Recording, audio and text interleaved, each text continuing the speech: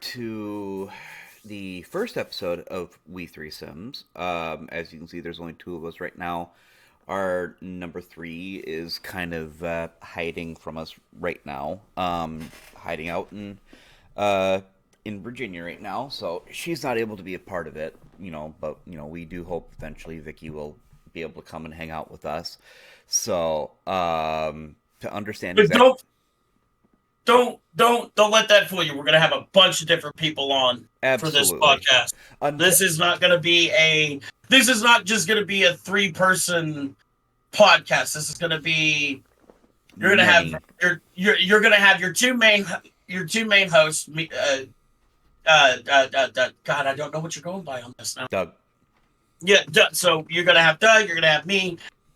Yep. We're Yeah, the main hosts. absolutely. So, I appreciate everybody for coming on in and checking us out. To understand exactly what We Three Sims is basically we are three people at different stages in whatever it is simulation wise that it is that we want to be able to do. Me and Mike, we are both we love to drive in sim racing, doing sim racing, anything and all that in relation to it. Mike is very much a die hard. He does this because it is his passion in life. This is what he wants to do. He enjoys doing it and he likes to relax. Me, on the other hand, I'm a little bit more of like the American Truck Simulator. I like that type of driving where it's just cool, calm, relaxed, but I love racing from time to time. I'm more of the hobbyist in it where I do it when I can, as much as I possibly can, and relaxing to be able to enjoy my time. And then we will have Vicky on here as well. Vicky is brand new. She will know absolutely nothing about sim racing. She knows nothing other than that it takes up a lot of Mike's time. That's all And that it she takes knows up a about it. lot of money. And And a it takes a lot of lot of money. money. I, Um, I can safely say I think I've dropped well over a couple grand on iRacing since I started back in 2016. I started in 2018, and I can tell you, I probably, on just the service alone, probably put in about $1,500 to $2,000 to the service itself with the different cars, the different tracks, and everything like that. And that's just talking about the service itself. That is not talking about what we have that we are running with. That is not any of that stuff. And today we're going to get into that. This is going to be the first episode. We're really going to dive into where we started out as each of us, what we're currently running now, kind of going after everything that we've got. Um, and then also we're going to move into a little bit of our history, the other things that we have done, things we're currently doing, and then things going forward. One of the big topics that's going to get discussed today is we both got to do something really cool, and that is we got the opportunity to be able to race Daytona in two different events. The first one that we did was we did the 24 hours at Daytona. We did that last month. Yes, we did that in January, actually. Yeah, we did that in January. Not sure if you guys got the opportunity to be able to watch the live stream from that. It really sucks that YouTube said the video was so long that I couldn't do it. I literally would have had to part it out, and it was just why? Why do you have to part It's something like that? it's that's YouTube for you. But Mm-hmm. let's dive more into that Daytona 24 run. It was your first Daytona 24, Yep. correct? Yes, it was. Okay. It was my first time running the Daytona 24 race. It was my fourth endurance race at All all. together. It was my first time driving the Cadillac GTP, which is the prototype car, because everything else I had ran before was a GT3. I GT3 and LMP2. no, I You never had did. a look. I didn't do the You LMP. you tested in the LMP2, but you have never ran it No, in a race setting. no. No, which really did kind of suck, because I really wanted that opportunity in order to be able to do something like that. But like everything else I did, like I think I did a BMW and then I did the Lamborghini, and those were the only cars endurance wise that I ever ran. So this was like a big step up for me, and it was a track that I know very well. And But Mike, let's be honest here. If you don't know Daytona, I mean, what's the point of even racing the track? It's literally one of those. In my opinion, it's one of mm, the easiest tracks to learn. it is. It 100% is, and it's very easy to get into that repetition. And so I learned Daytona, and I had raced it quite a lot, doing other things, other events like testing out road to determine whether or not that was something I even wanted an attempt to do. But at the time, and we will get more into my original setup. We're gonna get more into Mike's original setup a little bit later on, Oh, in the podcast, for today's episode. But because of what I had, I felt so limited that I couldn't do it, and it really hindered me in wanting to pursue anything further in relation to that. So I really only stuck with oval racing or anything like that. But then I started, and then when I finally started to upgrade, I really started pushing on the roadside because I was starting to fall in love with it. And when I did, I became very good. I am not the fastest person on the track. Never have said I was. Never in my wildest dreams will I ever admit that I am the fastest person on the track. Even if I somehow score pole in a race, I will never admit that I am the fastest person on the track. I never will. Because somebody will always be faster than me, it seems like. 100%. And that's what you got to Yeah. remember about about racing. There's always going to be somebody that's going Yep. to be better no matter what you do. Oh, yeah. You can sit here and put down thousands upon thousands of laps.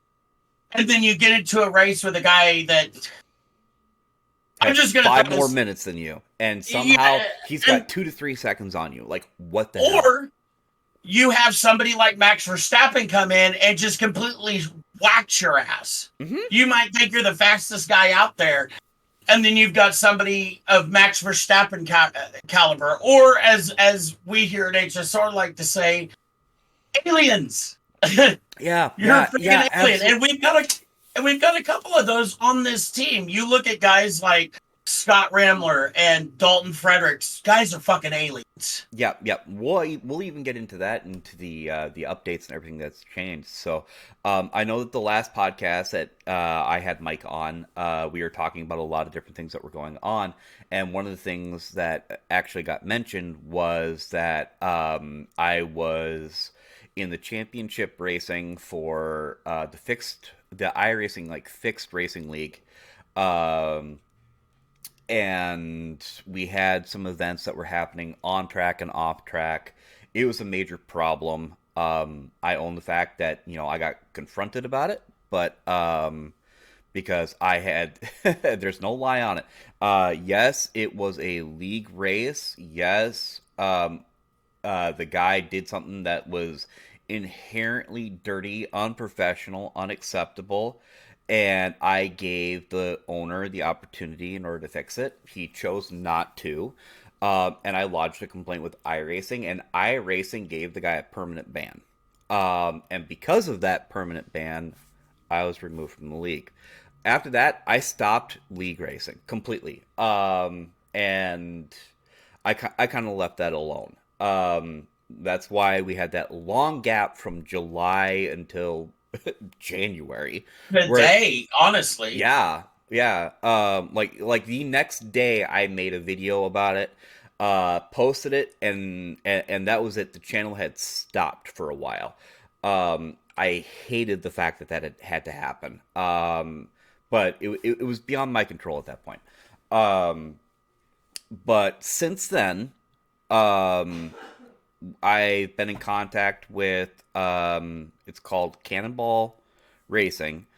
Their leagues that they have going on. So I do that. Oh God, what are we're about to oh start.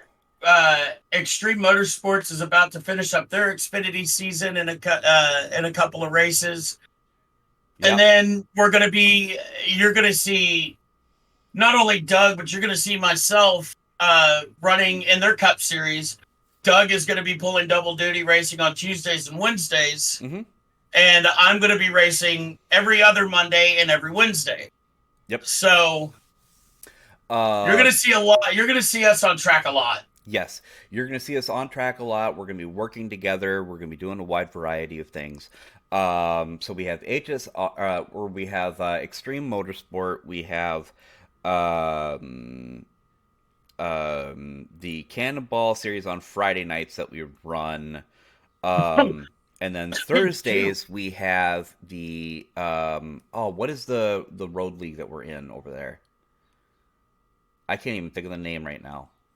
Which one? The one that we're just running part time Yeah, on Thursdays? yeah. Oh, Go Sim Racing League. Yeah, we're There you just go. running that. There you go. But And and we're that just one's a running fun one. that part time. Yeah, Yeah, that one's just a fun GT3 league that me and Doug are fucking around in, just to have a lot of fun with, exactly. and rebuild our love for the GT3 car. The hard part, especially with the off time for me, was that I literally started getting back into racing because Mike was going to be there and helping me with it.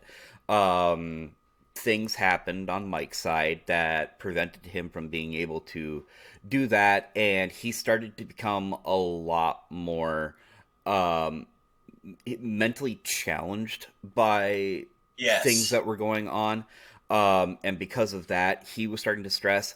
And the thing that everyone needs to understand, if you have never raced before in your life, this is a podcast for you guys. This is the podcast for the people who love to sim race and the ones that have never done it before. You don't know how to sim race. You don't know how to set up your computer in order to be able to do it. This is the podcast that's going to help you over however long this podcast lasts. We are all here providing you all the details for everything that you need. And that's all that this is going to be. And I look forward to the opportunity to be able to help you guys and do everything that we need to be able to do in order to be able to make you guys successful. With that being said, Mike was having a lot of problems. Me and him, we really weren't talking a whole lot. And then things started turning around on Mike, and he just really wanted to. It was going to be hands off. I'm done. I'm done. I'm done racing. I'm done gaming. I'm going to sell everything because my life feels like it's falling apart. Um, Yep. and And let me tell you guys yeah, something. Mental health is a bitch. yeah, Okay, it and is. that's something that me and you're going to see me and Doug touch on a lot. Mm-hmm. Um, Doug, a veteran, he knows a lot about the mental health side of things. He understands Yeah. it, and it ain't fun. And me, and we touched on this at the beginning of the show. I'm a diehard when it comes to the sim racing. Okay,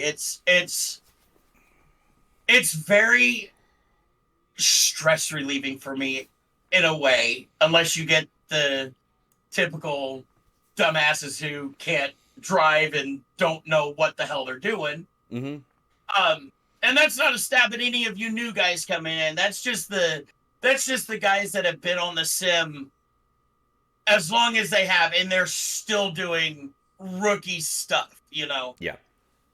But for me, when you look at the grand scheme of things and how much I've put into this, how much time I've sunk into it, how much time I have invested into learning this stuff, it's helped me with my mental health. But it's a double-edged sword in a way.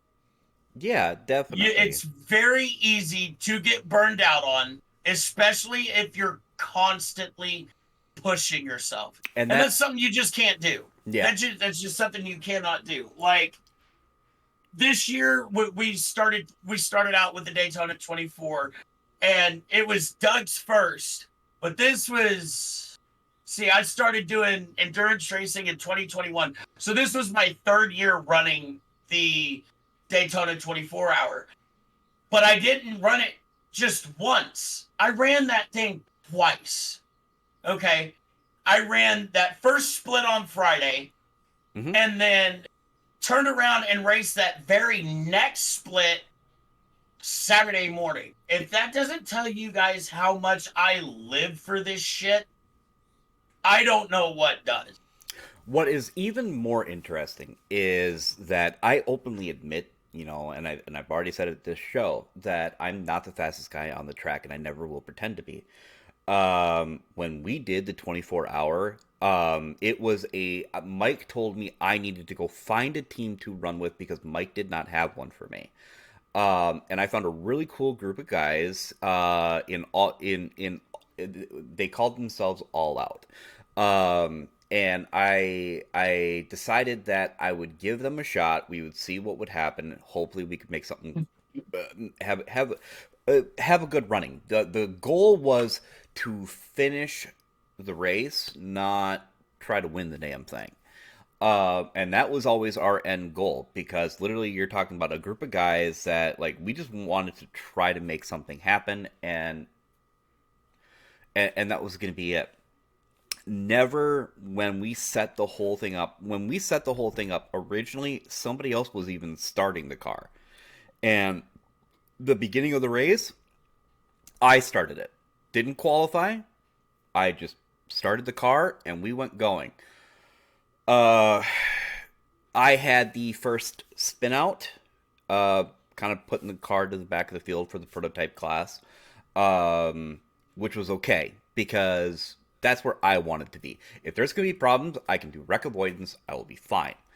And I stuck it in there, and we kind of hung out for a long Long time there. while. Long Yeah, while. you ran.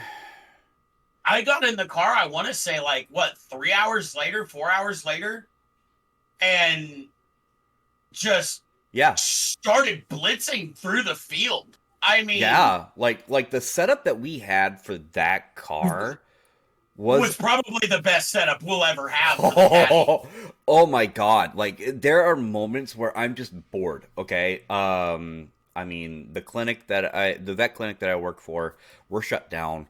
We're not able to do anything until we start getting more doctors coming in, which is really difficult, especially when you're looking at a small clinic that can only handle two or three at a time. And we need more coming in, and so because of that, it's like I have more time at home now where I'm able to devote it to trying to get things going again, getting the podcast a lot more on a weekly basis type thing going on now, and pushing forward with it. So because now that I have a lot more time, it's like there are moments still to this day where I go and I load up the Daytona Road Course with the Cadillac with that setup back into it and just go driving again because it was so much fun. Like literally we had set the whole thing up that because we had five drivers and I think it was everybody was running two or three times and that was it. I think I was the only one that pulled a legitimate triple stint out of everybody. I did a double. You did a double, and I think I did the lone triple in the car. The only reason why I wasn't a triple was because I really needed to go to the bathroom and I needed somebody to take over the car for a little bit, and he went and he did one stint and I was right back into the car again. And that was all. I mean, it was awesome to be able to go through it. I was able to be there for the sunrise, which I had heard it was one of the most beautiful things to Oh, be it able to is. watch. Especially when Yeah. you're running at Daytona. You watch Oh, that sun come up right over yeah. turn two, and it's just like, Bad. oh, as blinding, as blinding as a light as it is. Yeah. It's probably one of the most beautiful things you'll see Mm-hmm. racing is getting to watch a virtual sunrise up over the high banks of Daytona. That's just a view I don't think you can match anywhere. Absolutely. Unless okay, you're running Le Mans. I was actually going to say the Nurburgring. Well, Coming out of the yeah, I mean it's the Green Hill. It's the Grill Hill. coming out of the Yeah, carousel onto that backstretch where you are just nothing it's but blinding. on the gas and you have that sun just coming over that tree line.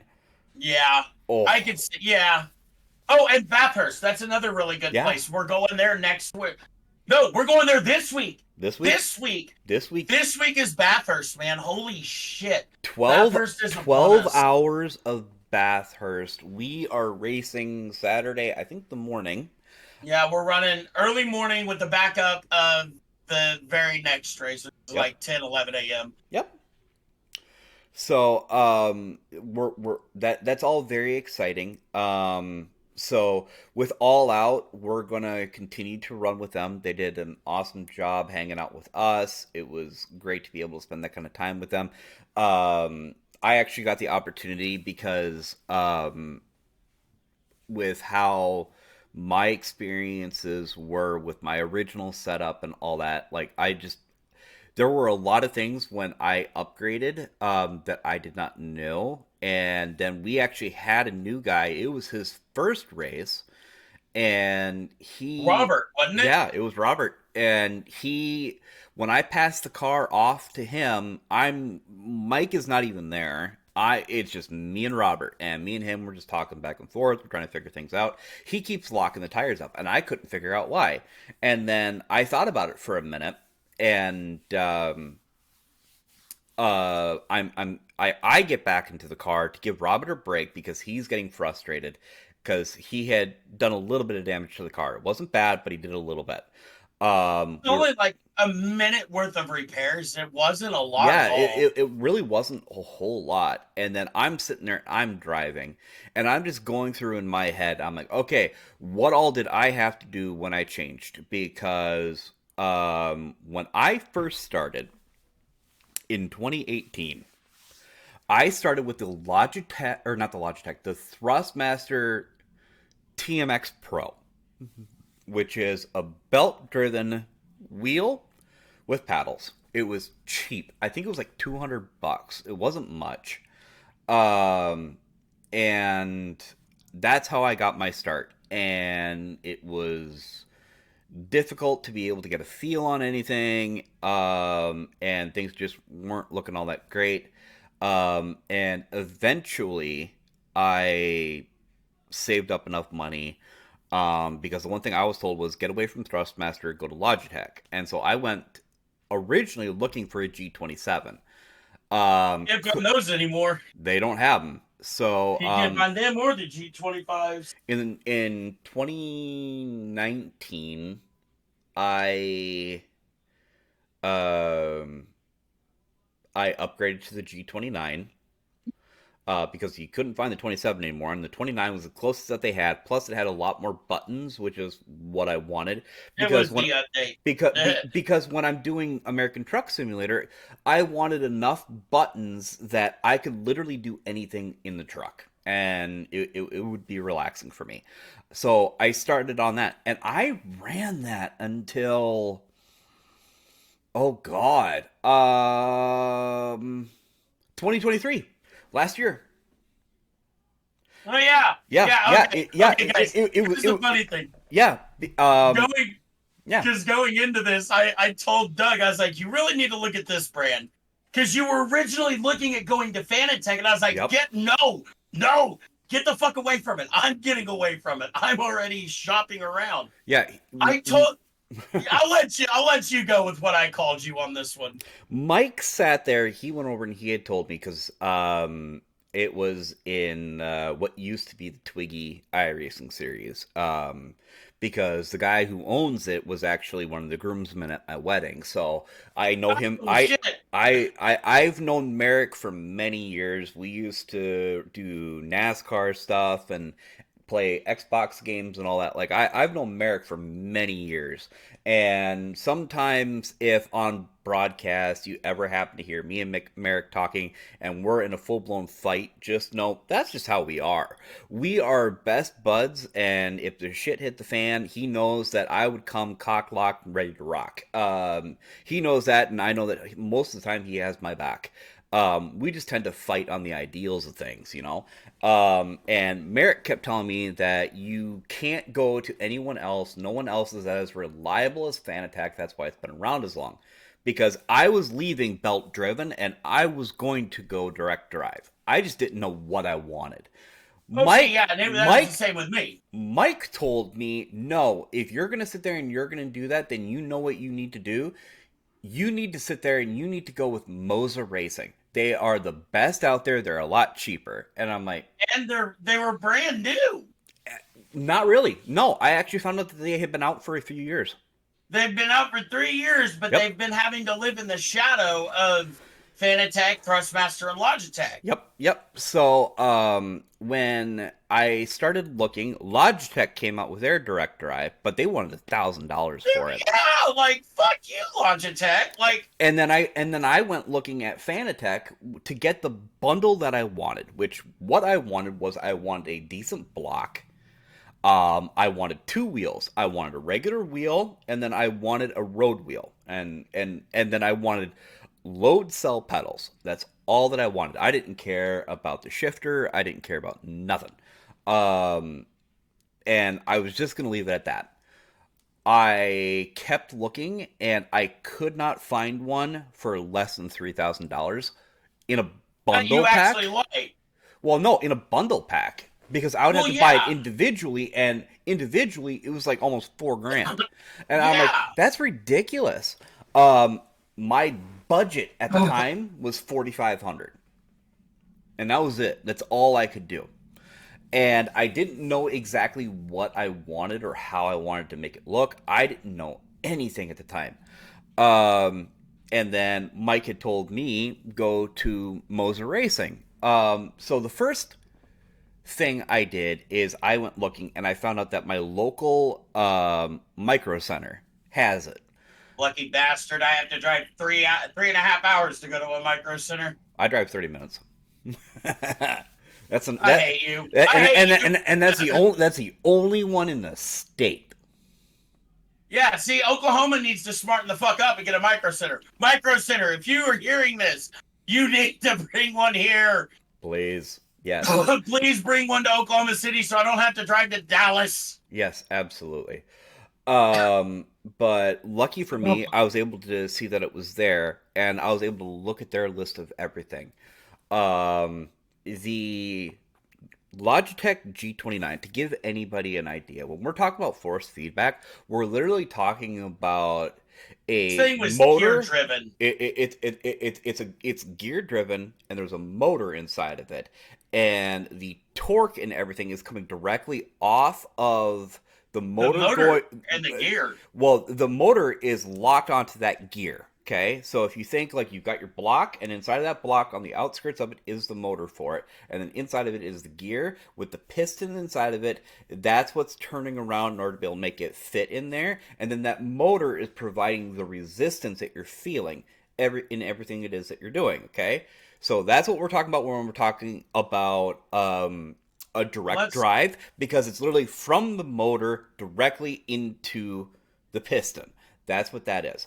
A belt driven is the motor is there, but it sits off to the side, or there's two motors that are sitting off to the side in the case of the G29. So you have one on each side, and then they have a belt that goes onto that piston to provide your resistance. That's Now how that works. your higher Logitechs were now your higher level Logitechs were belt driven, but mainly your belt driven wheels came with Thrustmaster, and Logitech was all gear driven. So you had this weird chatter. Yep, it was bad. So Loud. so when I started looking, I had to look at the data. And for me, the data is everything. For me, I am a big numbers guy. I look at the numbers and I base it off of that. If I know that there is an issue within the data itself, then I alter the facts in order to try to figure out what the true data is, guys. Okay? So understanding that, that's how that works. The Logitech G29 has a peak Newton meter of torque. Okay? Has a peak Newton meter of oh, why in the hell did it just do that? That was weird. Okay, well, what did I do? I'm sorry. I just popped my No, you're fine. Discord stream up. No, you're fine. That I gives- just that gives have it- to alter my my stuff here, which would be fine. So we'll just do that. Boom. Perfect.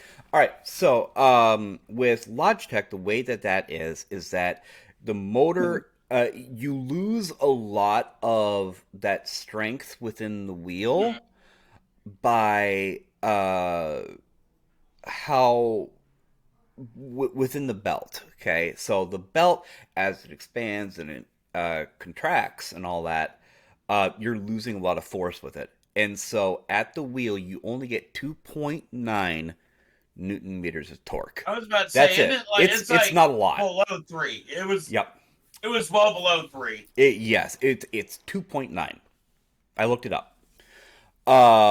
And because of that, I love this right now. So we're just gonna do this instead. And I'm gonna see about if anything is going on there. Sorry guys, it's always weird whenever you're trying to do something and then everything just kind of goes to chaos a little bit on you. Hey, but isn't that what oh, what was his name? That was over the Marines and the Navy. Chaos. That was his call sign. Call sign Chaos. He was a colonel. Yeah, I can't remember his name. You know who I'm talking about, though. Yeah, I He's know. like, he's like, I don't have anxiety. I give other people anxiety. Exactly. Yeah, That yeah. guy. That guy is hilarious. I don't That care guy what is great. I don't care what anyone says. He was awesome. He was a badass. He was 100% worth every penny that the government spent on him. Not gonna lie. Yeah.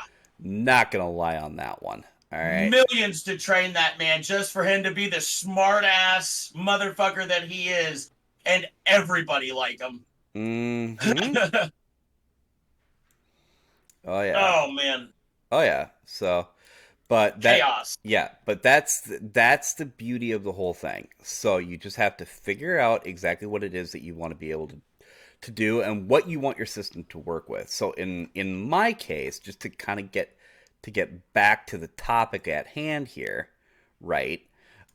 Is that no matter what I would try to do, it would always be I needed to make sure that it had enough for everything that I wanted it to do. If it didn't have it, then it was like, well, what is the point of all of it, you know? Right. And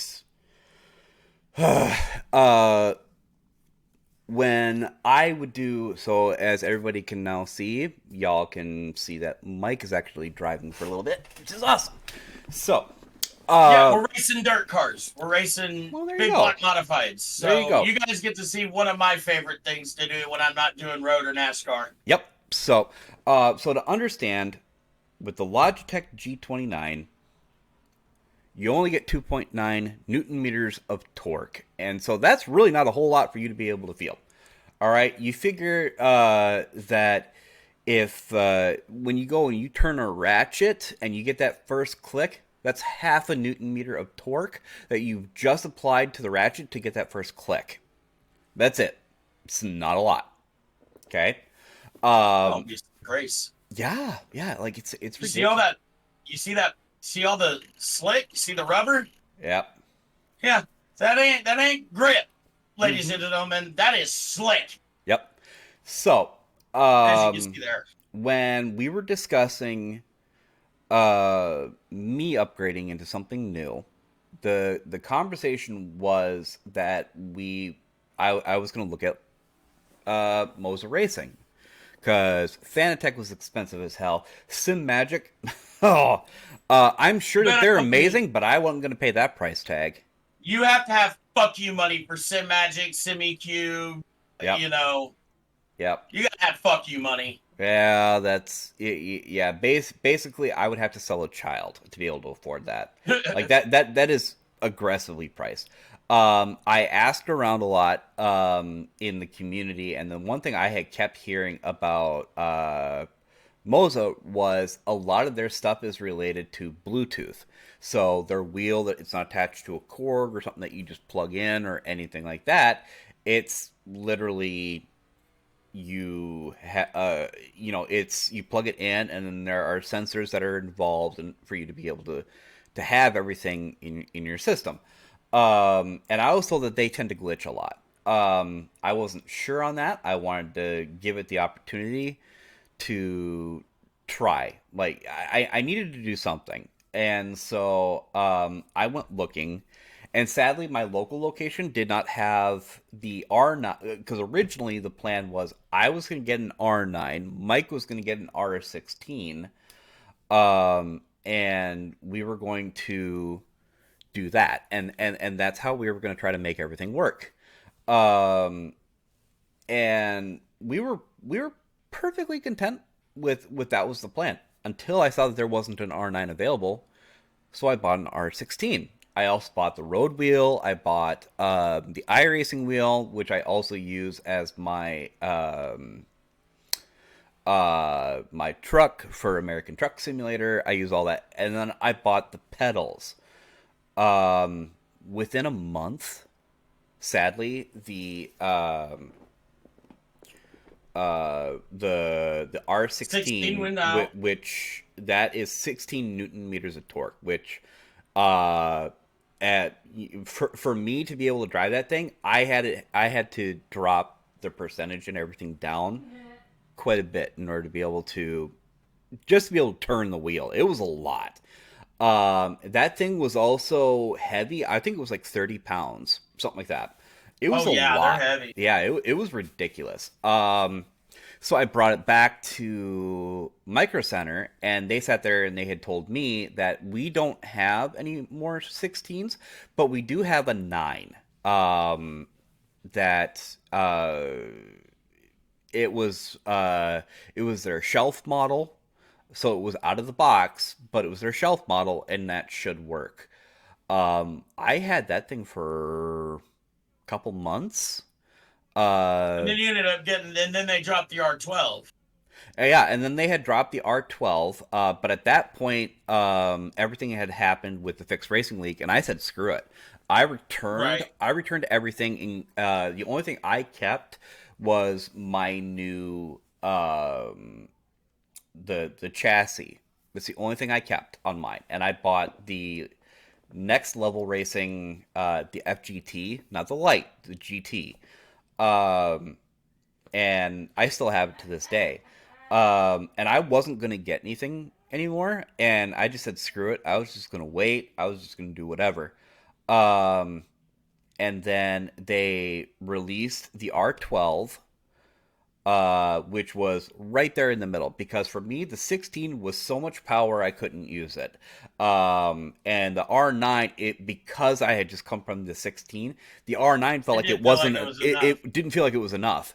The R12, in all honesty, was the best that I have ever felt, ever. And I love this thing. I am never selling it. Mike was even talking to me about upgrading as well, and I told him you need to go to the 12. Do not go to anything else. And uh, But see, right now I'm perfectly content with the 9 because I like yep, how the 9 is. yeah, And the 9 was very good for me. It felt like it was inadequate for power. oh Uh, well, I mean, yeah, yeah, I mean, but having gone from what, because see, when I started on the G29. hmm Okay, and I had originally got that shit for my PlayStation. Okay, then I found out I could use it on PC, and I was like, okay, this just changes a lot of shit up. hmm That's when I got into iRacing and everything. And then I upgraded from the 29 to my Fanatec stuff. The only thing Fanatec I have left that works are my pedals. I upgraded my wheelbase, both of my wheels, and I'm getting a brand new wheel whenever my money comes in and I can upgrade my I'm building a brand new PC. I'm going to get a brand new wheel and everything. I just got a brand new bucket seat, which is probably the most comfortable fucking thing I have ever sat in. But having gone from a gear driven to a belt driven to a direct drive, this R9 is like it's it feels great. Does it leave me wanting a little bit more? Yes, but I'm like perfectly content with like Moza has blown me the fuck away. yeah, I thought you could not get any better than Vanatech, and Moza is literally some of the best entry level prices you can get for a fucking direct drive. Mm-hmm. Tell me I'm wrong. The I only mean, issue with Moza that I have, besides the fact that, good lord, I bought the R16, which was supposed to be the best out there, even after they already had the 21. The 16 was supposed to like be the what everybody wants, and it died, and it was horrible. I literally sat there. I went over. I'm like, how in the hell does this thing just like at some point? Um, it was that I would turn it on. You could see the light was on, but it would not show it in the Pit House software program that it was on. But yet pretty much. but yet I had force feedback and I was racing, and I could feel everything. Everything felt right, but I could not get it to show up in Pit House. Register. And my biggest complaint, besides the fact that the R16 died, is that the customer service was horrible. I had messaged I had to message them on Facebook, and then finally they told me take it back to Micro Center. When I took it back to Micro Center, the guy asked me, he's like, "Hey, well, can I take a look at it real quick?" And I went, "Absolutely. If you can make this thing work, absolutely." And he went and he took a look at it, and he was just like, "Why in the hell is it not working? Like, it's not even powering on anymore." So something died in it, and that was annoying. But the customer service, you can't get a hold of anybody on a phone. Like, Well, you're I supposed to mean, communicate with them, and you can't get a hold of anybody on a phone. Apparently, in society now, you can't get a hold of anyone on a phone anymore. And it's like, this is so dumb. oh, this is a good start. There you go. Maybe. Nope. Oh, I thought I was gonna get him on the outside going on that start. Oh, you'll get it. Oh, please There don't you come go. up. There you go. There Oh you go. There my you God, go. Kurt is so. Yep. So, yeah. So that's how we started. That's where we come from. We both come from understanding how the G29 was. We both have the Moser Racing now. We're both on really good platforms. Eventually, I'm going to upgrade my seat as well for my rig, because the seat that the FGT from Next Level Racing, it's not that comfortable. It's not that great. That's Um, and and my previous seat broke. your But pre here's the funny thing, and that yeah. whole thing with Doug going to Mozart. Doug got his stuff before I did, and then I finally came out and told him that I was fucking with him. It was like, yeah, no, you were the guinea pig for me. Oh yeah. Yeah, Doug was the literal guinea pig He for me to literally get sat there. Moza. He literally sat there, went over and did all of the research to determine exactly what it was that he wanted, and then he just put it in my head that I needed to get it. And when I got it, it was insanity. And No, dude. I had even told him, like, Sorry about that. I don't know exactly what I want to do. And he just pretty much just gave me all of that. And then he found out I got the 16, and he's like, "Oh yeah, I'm still gonna get a 16." And then I don't know why, but he couldn't get it at Because they 16. were sold out. Yeah. They were sold out of the 16s. So I Yeah. was like, fuck. So then he got the 9, and he's had the 9 since. And I had the 9 at one point, and we were both kind of okay with it. Uh, Oh, we were both okay with the 9, but like I said, I felt like I was lacking power. Um, I've always been one, like, I need my wheel to you like. want heavy. Well, I don't want heavy. I want enough that no matter what I do, I can feel it. Yeah, Uh, you wanted the I wanted the you extra wanted to power. feel the yeah, you wanted to feel And the road and Yep. shit. And the nice part is that with Moza Racing, with the way that is that when we're referring to the R9, the R16, the R21, the R12, the R5, the nice part about Moza is that the R and then the number that follows is a number of peak Newton Newton meters meters that you'll of get. torque that you get. So I get 12, and Mike gets 9 peaked out. We don't even use it half the time. Oh, I slid him dirty. The That was a half-ass slide job, buddy, the and I'm sorry for that. the the the I'll admit where I was wrong. the fun part is that when me and Mike decided that we were going to switch on over, and we were going to try this, Mike was coming off of, he had a real nice system that he was working with, and things seemed to be going relatively well. Uh, but when it came down to Just wanted more. but like the programming of it was such a problem. With Moza, they have a software program that you put in. All of these guys, they have a software program that you put in there. Moza has an That's the most idiot. streamlined one. It has the idiot proof one where literally if you don't know what you're doing and you go into Pit House, they have a performance section. I use that for NASCAR. They have a karting one, which I haven't used yet.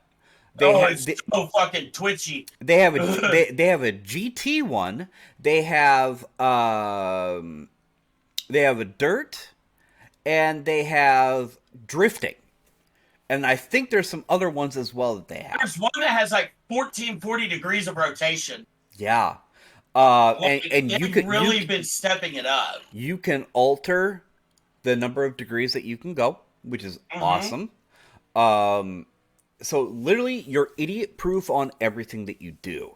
Uh, when we have beginners that are constantly trying to get into direct drive and all that, we always say, "Hey, go Moza," because if you don't know what you're doing, this they will help you.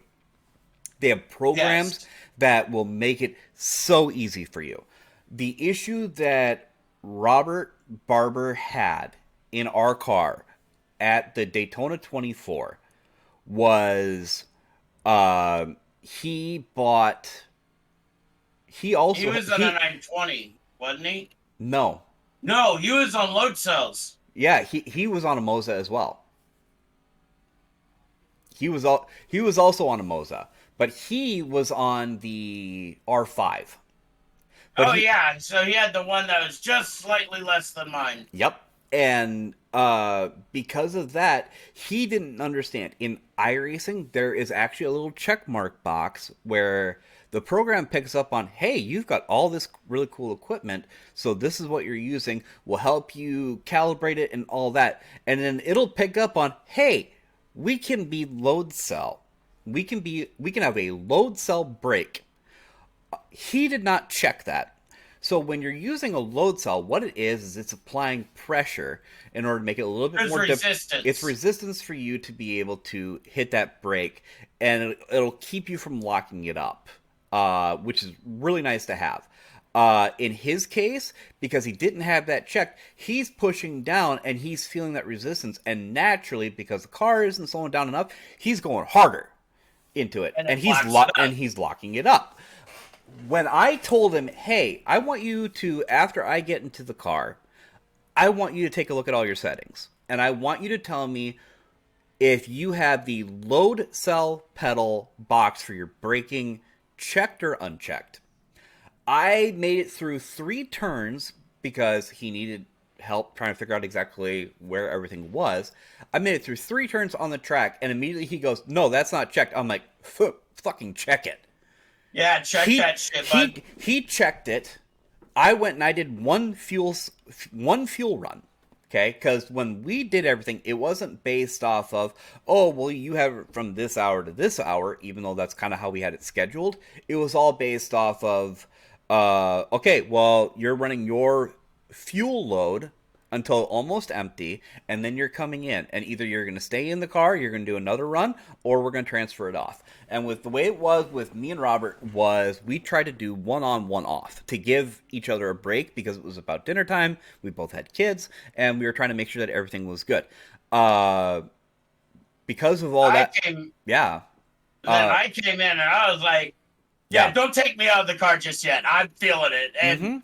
And I put us in really, really, really good spots, man. Well, the interesting part with Robert was he sat there and he was just like, I don't know if I can do this. I don't know if I can do it. And I'm like, when you get out of the car, Oh my God, when it was a photo finish for fucking 6th, and I got it. good job. Even though it was an amazing run at the line, I didn't Mhm. realize that was for position. Holy cow. Yeah. The interesting part more than anything was after he had his first time out, he really didn't want to stay in the car, and I pushed like hell to try to keep him there. Um, and when I took it over, I had him check it, and he went and he did it. And then after that, I said, "Well, here's what I want you to do: take it easy going out, and then after 3 laps, I want you to push it and just tap the brakes. Don't slam them. Tap the brake, like actually like rub them. And by rubbing, what I mean is like you're going until you can start to feel that resistance, and at that point, that's where you're starting to let off. And you just kind of just stay there. Um, Oh my God. what? Well, I'm about halfway to being promoted. Good, good. We'll do another race or something. We'll just. So what I'm doing, Mike, is I actually have your racing going on, so I have your stream still pulled up, and I just have that going on in the background. That's awesome. That's perfect. Yep. So just keep it going. Um, even if you're just playing the replay, like we're watching it. So Oh yeah, no, it yeah, just gives them something else to look at, yeah. kind of an idea Besides of my ugly what ass I face, do. yeah. Yep. Well, and not just that, it gives them an idea of Hmm. what we're talking about. It Right. gives them a visual Right. representation. So when I'm talking about brushing the brakes, it's literally just about enough in order to be able to get to that resistance, right? So that's all that we're talking about. And I think he locked it up a couple of times just because he wasn't used to it yet. He wasn't listening. But then he started to listen. And he kept going a little bit faster and a little bit faster. And then I had my last stint in the car, and then I was done for the night. I wasn't coming around for a while. And then he came back on for one more run. He just really wanted one more run. Oh, Robert did. Yeah, and I didn't want to stop, but I could barely keep my eyes open because I had been up for like 19 hours. I was exhausted. Uh, and he going into the night apparently ran his fastest lap he ever ran. Oh yeah, And because that he was didn't and even that touch it in practice. Yeah, yeah. Like he did really well, and I was very proud of him for getting that. And we ran the Daytona the 24, and we finished it, and we finished it in And 12th. 12th. Oh yeah, and then those people in front of Yep. us got disqualified. and That's right. and then to go into that, iRacing had many complaints about how you have teams and drivers that That were were tanking. they were tanking their I rating to get into lower splits to get so that way they could win. That is not okay. That's like completely That against the is never sporting code. okay. It's It's yeah. against iRacing's code of ethics. It's against the sporting code. It's against everything, guys. Don't frickin' do it. Yeah. Just because you're tired of losing to people that are faster than you, that just means you need to get better at it and No. just learn.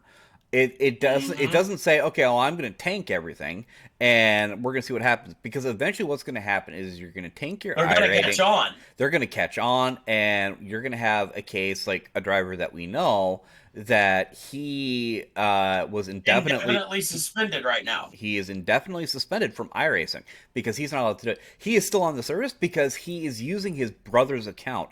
And believe me, if iRacing finds out about that one, they're probably going to sit there, go over, and suspend that account as well, and possibly even do like an IP block on him, which means that no one at his address will be able to get onto iRacing at all, which I think is Yeah. probably like the best course of action for that, because cheating isn't okay.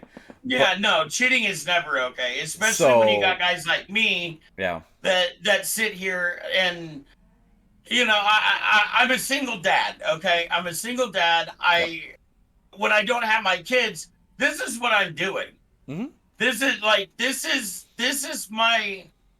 de-stressor. I fully believe that I do have a touch of autism hmm, somewhere, and this is my way of stemming and keeping keeping my anxiety, and my depression at times at Yep. bay. Yep. So And because of all of that, iRacing took a really hard stance on it, and they literally went through every single race, and I think we were bottom split. I think yeah, no, we were for easily bottom split for our for for our for for our our race. So race. we were bottom split for the Friday night at 4 p.m. race. We finished 12th. The top 3 teams were penalized, disqualified, and they got nothing for it. And I'm fairly certain like every driver that was on the team got some level of suspension based off of how badly their ratings were tanked. Hmm. Um, all 3 teams were gone. So we finished in ninth. And every endurance race that I did, we were lucky to get in the 20s. Um, Yeah, it was never really a good showing. I always felt like I was probably part of the problem. And it's okay. It's okay to beat up on yourself a little bit. Um, for but you me, can't do it all the time. right. But in a case like that, I literally came into the Daytona race and I felt fast. I was excited in order to be able to go racing, and that was like the first top 10 ever for me in an endurance race because I just hardly ever did it, and I was excited about it. And I know Mike was excited about it. Oh, He I could was he thrilled. he couldn't celebrate at all because he was in another car when we were finishing. Yeah, I was doing double duty. I was doing a Yep. double. Look, I raced for 48 hours, guys. Yep. 48 hours. Once he was done, then we finally got to be able to celebrate. And then I found out later that after I had started back up with Merrick and I was racing with him again, and we were just trying to figure out things and how we wanted to make it work. Mike had said that the team that he raced for was interested in having me come over and race with them. Well, really, it was me wanting to get you on the team, Yeah. and I had to do some ass kissing. I'm not gonna lie. Yeah. So And now you're working out, and now look at you. We're teammates again. Yep, we're teammates again. We're relaxing. We're having a good time. Mike's mental health has definitely skyrocketed because with him, when he was doing everything else that he was doing before, understand this, guys. He literally, it was all about he has to win and he has to perform and he has to do well, and everything else was to the side. His friends were to the side. His girlfriend was to the side. Everything like that. And once he started hanging out with me again and started working things out, he got in touch with his old team. He's running with them again, and it's all about laughing and having a good time. It's not so much about how good your showing is, it's about are you enjoying what you're doing. And Mike is a lot happier now than what he was before. Somewhat. And since then, uh we both ran the Daytona 500 at separate times, mind you. Mike did it Saturday night or Saturday sometime. Saturday morning. You did it Saturday morning. I actually did it Sunday morning. I went and I did the 10 a.m. And so we heard from we were able to talk to a lot of the guys over at HSR to see how everybody did, and we're shocked by the performance. We had 4 drivers that all of us finished within the top 5, myself included. I got a top 5. My my first Daytona my first Daytona 500 in the Mustang. It was my first Daytona 500 with a direct drive legitimate team. with a direct drive system. My first 500 with a legitimate team. It was my first time driving the next gen Mustang. It was the first time you spotted for me, Yeah. and I walked away with a top 5. At one point, I was actually in a really good shot in order to be able to win it quite a few times, and I had a save that shocked everyone on the track. You had 2 of them. 2 of them. It wasn't just 1, it was 2. I had 2 of them. And I finally actually got the opportunity to stop and take a look at that I don't know how you saved it. Nobody does. Well, quite literally, it was you go like I actually watched it on mine, and you saw all you're watching my camera. If you get the opportunity, I know it's like an hour or something into it. I keep like thinking like an hour 30 or like an hour 50 or something like that. Into the race, you'll see it. Go check out the stream. And when it happens, it's literally like you hear me go, "Whoa!" You see my eyes get big, and then you see my hands turning left. Because the You car, mean right? You're going right. well, yeah, the car was sliding right at that point.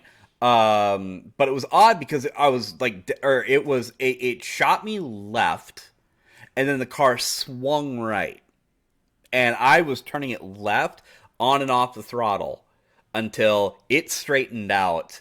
And I maintained. I think I only lost like 10 miles per hour or something like that. Yeah, Like I and was, then I was at able to first when maintain within the like I didn't stay within the first field that I was in. I went to the second one that was right behind him, and I was able to catch back up, and we were still able to catch up to the front again. and here the Within funny like thing five is, laps, I jumped 10 spots. yeah, he went from 8th to 18th, and then within 5 laps, 18th to 8th. And then under pit stops, this motherfucker hits his shit so perfect. He comes out 3 spots ahead of where he came in. So Yep, this fool comes back out in P5. yep. And And I stayed like, there. I stayed there. I stayed there as long as I possibly could, and I did really well until towards the end. And then you had people driving like idiots, and that's where we were talking about before. Like you need to, people need to pay attention to what the hell it is that they're doing. And the sad part is that iRacing doesn't care. Most of the time they just look at something unless it's done intentional and there's like no excuse for it. They're going and to it call is they're going to like, call it a yeah, racing incident, and they're just going to say let it go. The problem is that when you don't deal with something like that, like especially like towards the end, like hey, you're just gonna sit there and drive straight through somebody. That's not okay. Ever. That is 100% never not okay. okay. And that happened to quite a few people during that race. But that was mine. So I did really well. I finished in the top five. We had another three drivers that they finished in the top 10. I'm not exactly sure where they finished. It was no, Uh, they all finished 10th. So they all finished in the top 10. So we had Dalton, Daniel Krim, and Gary all finished in the top 10. yep. And then there was oh, who was it? Somebody you won your I won second race. my second race in a row. Yep. And then who else? Caleb Lamb ended up winning his first ever. Yep. So as a team as a whole, we did awesome. We did really well. We did. And we have finally gotten to a point where we're very comfortable with what it is that's going on. I have to upgrade my seat because the one that I have in my cockpit was just not comfortable at all. I think we were what like 50 laps in, and I was already complaining about how my butt was hurting because the padding sucked.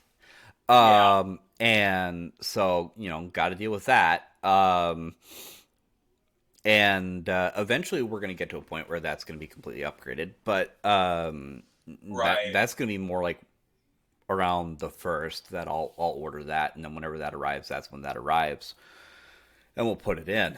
Um, my big takeaway from everything was you literally go and I went from just league racing for the fun of it to now I'm on a legit team, hanging out with you, and it's like that desire to keep going just Oh shit! continues, just I hit just the wrong one. just continues to keep growing, which is awesome.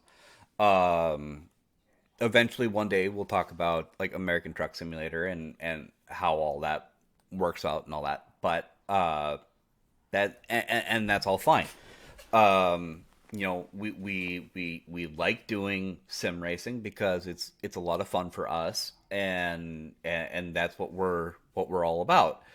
Um, we have Bathurst coming up this weekend, and so we're going to continue to practice on that. Um, I'm not going to be as fast as I was at Daytona, sadly. um, I was. I think when we did the Daytona, we were looking at everything for it.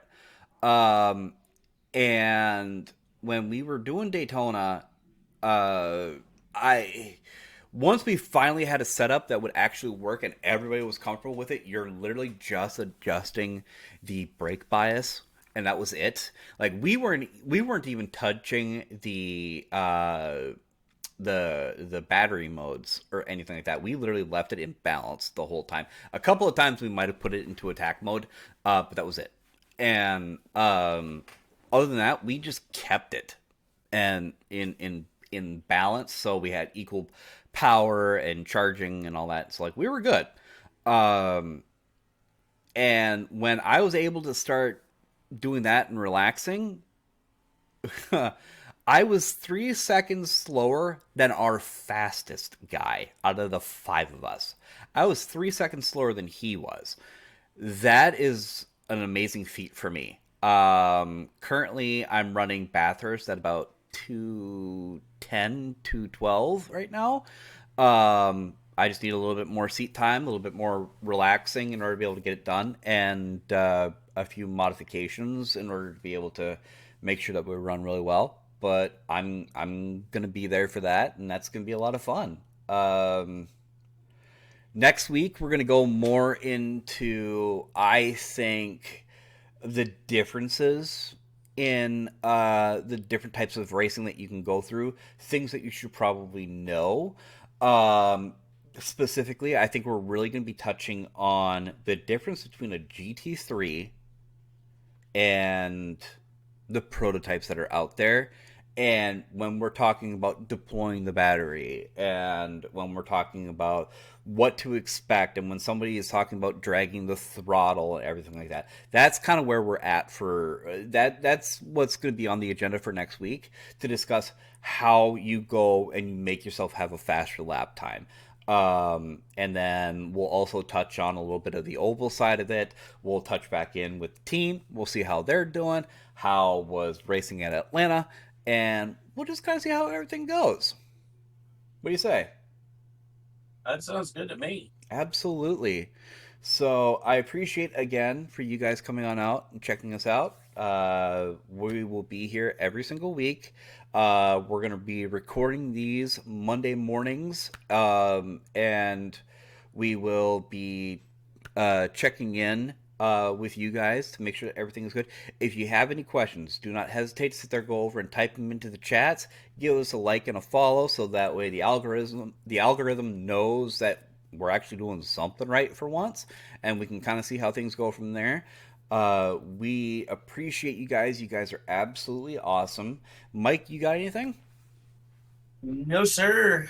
You can catch me on YouTube or on Twitch. Don't Die Doug, all one word. You can catch Mike over here at Southern Havoc, And Demon TTV. and Demon TTV. You can catch him over there as well. We appreciate you guys. Thanks for watching. We'll see you next week.